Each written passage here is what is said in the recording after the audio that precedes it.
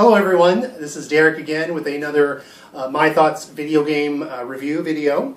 Today I'm going to be talking about Akiba's Trip for the PlayStation Vita, and it's also for the PlayStation 3. As you can see, I have the Vita version here. That's actually not the full title of the game. The game's full title is Akiba's Trip, Undead and Undressed. So I'm going to talk about that right out of the gate because I don't think it's necessarily a bad title. I think it's a little unfortunate, however, because I feel like it's going to give people the impression that it's a type of game that it's not. This isn't an erotic game, it's not a pervy game, it's not really a game that's really designed to fit that sort of need, to put it politely. The game has a very kind of silly or lighthearted attitude, and it doesn't take itself very seriously at all, which is something I enjoy. And ultimately, I really did enjoy the game quite a bit, but I feel like a lot of people are going to be turned off by that title, thinking that this is the type of game that it's not. This game really is, at its core, it's just an action brawler game. It's got some RPG elements in it. It's even got some visual novel elements in it, or dating sim elements in it a little bit. But it really isn't anything apart from that. It's just a nice little action game that is a lot of fun, and it's really a game that is a love letter to the Akihabara district of Tokyo, Japan, and also the otaku culture. This really is a love letter to that. So the game itself is basically the premise of the game, and the reason I'll talk about why this title is what it is. Has to do with you are a person who lives in Akihabara, Japan, which, if you're not familiar with that area, is the sort of electronics area of Tokyo, and it's also the manga, anime sort of center for everything there. And so you are a sort of typical otaku teenager who lives in Akihabara, and you answer a job request, and what ends up happening, you go to this job interview, and it turns out that they're just trying to kidnap you and turn you into a monster. They give you some sort of serum that turns you into what is essentially a psychic vampire of sorts. They call them synthesters in the game. But it's essentially kind of a psychic vampire where you drain people's life energy, that sort of thing. The game progresses, and what happens to most of these synthesters is that they lose their faculties, they lose their mind when this happens, and they become sort of just driven by their id, as it were, and become the minions of this group that's turning them this way. Your situation is a little different. I won't really get into why that is, because that's part of the story. But you actually don't have the problem with losing your mind. But you do have one of the other big problems, and the other things that sort of make them vampire-like, or vampiric, I guess is the right word, is that they are very sensitive to sunlight. So if a synthester is exposed directly to the sun, they will burn up, just like a vampire would. And so the way that you fight in this game is you actually target the clothing of the people that you're fighting, whether it's hats, shirts, or pants, and you have to rip those clothes off in order to expose them to the sun to make them burn up to defeat the enemy. So that's where this Undead and Undressed subtitle comes from. And even though on its surface that sounds pretty weird, and it sounds pretty pervy, it really doesn't come across that way in the game all that much. It really kind of surprised me, because I'll admit, I thought it was going to be a little more pervy than it was myself, based on the title. But it really didn't come across that way, I didn't think at all. The game is extremely lighthearted, and it's very silly, funny. It's got some great sort of otaku in-jokes, whether it's on, there's a thing in the game called Pitter, which is kind of their version of Twitter, and you get emails and stuff in the game from your friends and things, and there are all of these little, they have meme references to, like, the internet memes. They've got references to different things about anime and manga, and not even so much like real-world anime, but more just kind of the tropes of anime, and kind of making fun of that, but with love, making fun of it in a very affectionate way. So if you are at all into that kind of scene, you're going to find a lot to love in this game, because it's going to be speaking to you, and you'll be able to get those jokes, and you'll have a lot of chuckles at what some of the things that happen, whether it's a cosplay event that the characters go to, or whether it's watching an anime marathon type thing, or it's the things that they'll do just to get that little figurine from some rare anime. It's really very fun and very lighthearted. And again, if you are into that culture at all, you are going to love what this game is doing. And that's what the game is about. That is the core essence of what it's talking about and sort of its theme, way more so than undressing the enemies. So again, I feel like it's a little unfortunate because it's a misleading title in that I think people are going to think that there's something there that there isn't. So, like I mentioned, the game is a brawler. It's really focused on combat. There's a lot of combat in the game, and the combat, like I mentioned, you are targeting different parts of the person's clothing. And basically you have an attack button for the head, an attack button for the torso, and an attack button for the lower body. And so you attack that until their shirt or their pants start flashing. And once that happens, you walk up to them, and instead of tapping on the attack button for that clothing area, you hold it down, and if you are able to do it without getting counterattacked, you'll pull off their clothing. And basically once you've pulled off all 3 pieces of clothing, or 3 areas, then they will burn up and you'll win that fight. The combat itself has a lot of interesting features to it. It's not super complex. I mean, it's certainly nothing as complex as a lot of other fighting games I've played, but it does have some strategy to it. There is a lot of button mashing, I'm not going to lie, but you can still do a lot of different things. One of the features of this game is that you can pick up just about anything in the game and use it as a weapon. Now, that's not entirely true. You can't just see something on the ground and pick it up and use it as a weapon, but a lot of the weapons that drop from the enemies and a lot of the weapons that you can pick up are random things, whether it's a laptop or it's a bus stop sign or it's a giant inflatable hammer type thing. There's all these different really off-the-wall, kooky, crazy weapons that you can use in the game. And each one of those weapons will have different types of attacks, whether you are just standing still and hitting the button, or whether you are moving toward the enemy and hitting the button, or whether you're pushing away from the enemy and hitting the button.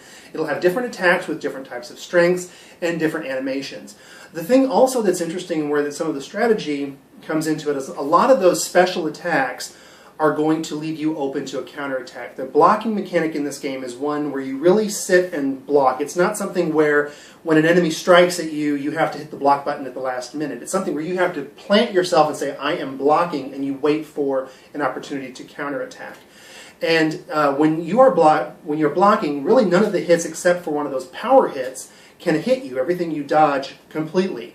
But once those power hits, when you can kind of see the tells for your opponent that they're going to start doing that, then you have to stop your block, get in an attack before it lands, or move out of the way, otherwise you're going to get knocked on your butt.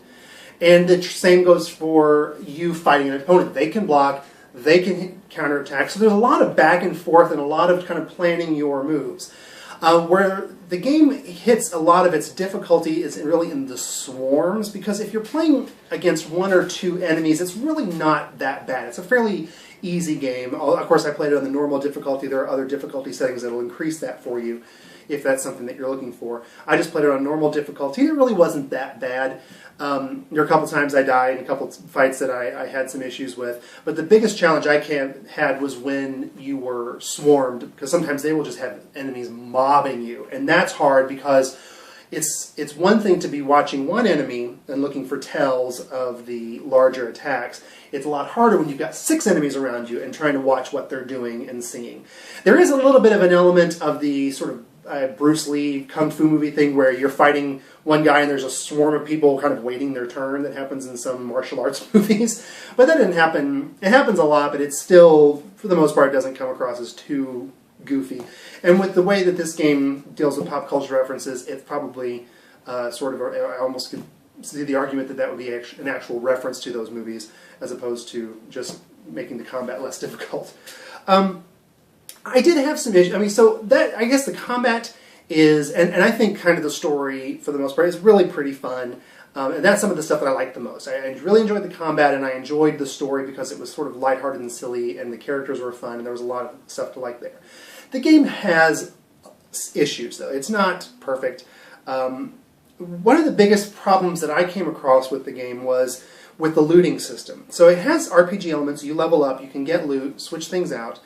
But the problem that I came up against was that for the most part, a lot of the loot that you got was just junk. It just wasn't anything anywhere close to the handful of items. I had probably 3 or 4 items that were of a substantial amount of power that I could use, and I pretty much stuck to those, and all this other stuff that would drop, which is really a shame because, again, there's all these different animations for all the different types of weapons that you can have.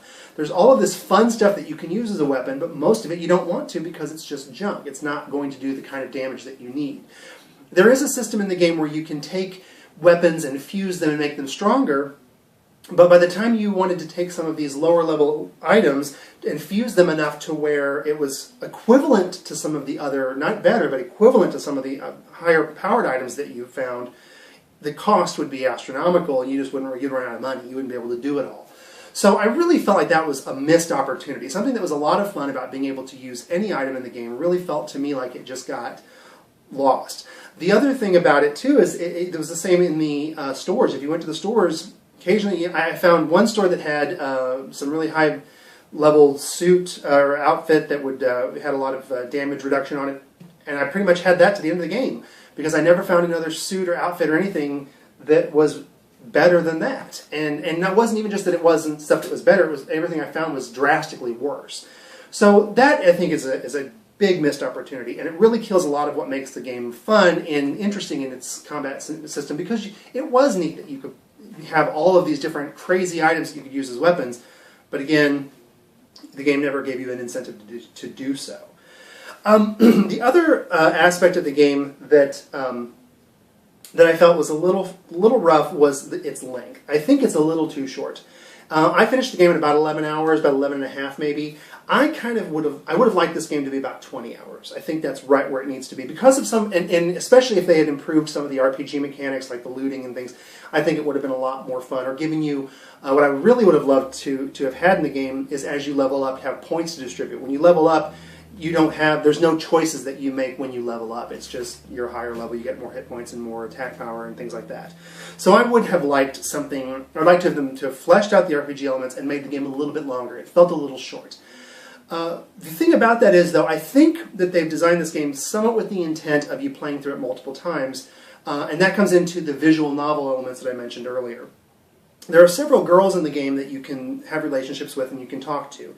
And the game follows the visual novel format where you make these choices and you do these things, but it's not really putting you in a position where you know, okay, if I do this, this is what they're going to like. Sometimes there are pretty obvious answers when you have dialogue options, but sometimes it's hard to say, or a choice whether I go here or do that. You don't quite know how that outcome is going to affect who you end up with at the end of the game. So I ended up taking the Toko route. Toko is one of the characters in there. And I don't really even know, I never made that decision to do that. I never decided this is the character that I want to spend time with or do things with. It's just sort of how it happened in the game. And so I think that kind of borrows from visual novels and in the way that those are constructed. And those generally are kind of designed for you to play through multiple times to see different endings and the different character scenarios. So that may be why they kept it the length that they did, because to make it a little bit easier to go through. But I would have liked it. I'm probably not going to go back. I'm not one that goes back and plays games over that I've finished just because I have such a huge backlog. So I probably won't have a chance to get to it. But in any case, if that's something that you like, then you can play through it a couple times, increase the difficulty. There's a new Game Plus mode, and really get a lot of bang for your buck out of this if you're that type of gamer. One thing I haven't really mentioned, like I was talking before, it's a love letter to the otaku culture. It's also really a love letter to Akihabara, because this thing tries to recreate the Akihabara district, and it does so very, from what I understand, I've never been there, but it does so very accurately. And I've even looked through and watched some videos on Akihabara, and it's pretty wild. You look and you're like, oh my gosh, I've been in that area in this game. Not only do they try to recreate the look of the town, they also actually recreate some of the actual stores that are in the town. And there are flyers that you can get from characters in the game that are basically advertisements for real stores in Akihabara, which is really interesting. It even says in there, if you're ever in Akihabara, please visit these stores because they supported our game. And so it's just really interesting.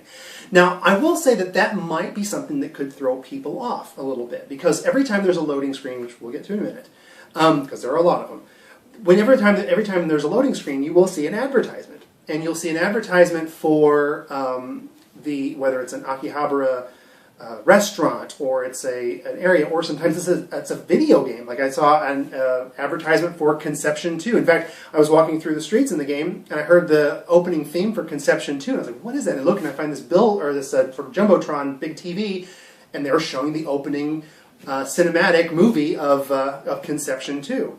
Really strange and very surreal.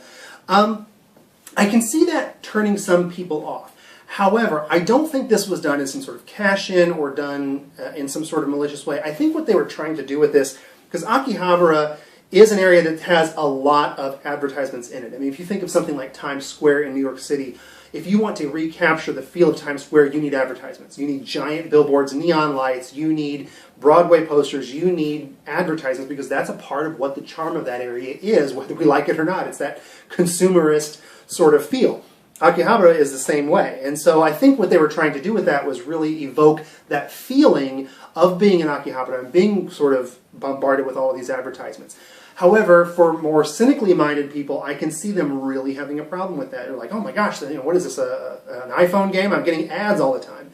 So you have to kind of look at it with that lens. You have to recognize what they were doing, because I really don't think it was with that kind of intent. I think it was really trying to capture the feel of that town. And maybe I'm wrong about that, and if so, if you have, disagree with me, let me know, but that's kind of the impression I got. You mentioned loading screens. That's the other big problem with this. Now, as much as they have lovingly recreated Akihabara, the biggest problem with it is a lot of times it's not a very fun place to explore.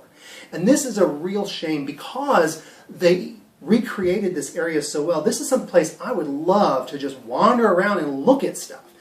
But the way that they've built this world, it's a bunch of very small areas, and every time you transition from one to the other, there's a loading screen. Now, that is on the Vita version. Maybe the PlayStation 3 version is a little different because the PS3 has a lot more horsepower, and maybe it doesn't need to load as often as this one did.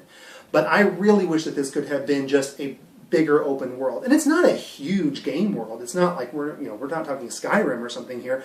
I'm surprised that they had to have that many loading screens in the size of world that it is. Although there's a lot of stuff going on in the world, so maybe there's, I'm certainly no engineer. I have no idea how these things are made, so maybe it's a lot more complicated than I think it would be. But that is such a shame, because what ended up happening, they do give you a fast travel system in the game, which gives you a loading screen, but thankfully it's just one instead of several that it would take if you're going from one end of the town to the other. So what ends up happening is you start getting quests. You just open up your map, click on there, and go there and do the quest. And that makes the game, I think that's also why the game feels as short as it does, because it didn't feel like I had time to really explore and spend time and get invested in this world, because I'm just going from quest point to quest point to quest point in order to eliminate some of those loading screens. So that's kind of an issue. Luckily, the loading screens don't take a long time. They're very short, so that's good. So I never got frustrated, and I'm one that will get frustrated with loading screens. But this one didn't really bother me. It just was a lot of them, and it caused me to change the way I would have played the game. Had there not been so many, I would have probably spent a lot more time just exploring, wandering around, looking at the area, because it's really well created, and it's an interesting area to explore. But that's kind of one of the drawbacks to it. So ultimately, kind of in conclusion, I think this is a fun game. I think it is a short game, and depending, again, on what type of gamer you are, you will get a lot more time out of it than I did. But that's something to be aware of, because they are sort of marketing this as an action RPG, which it is, but the RPG elements are so light in this game that it really feels more like just an action brawler game with quests and side quests and things like that, and some RPG elements.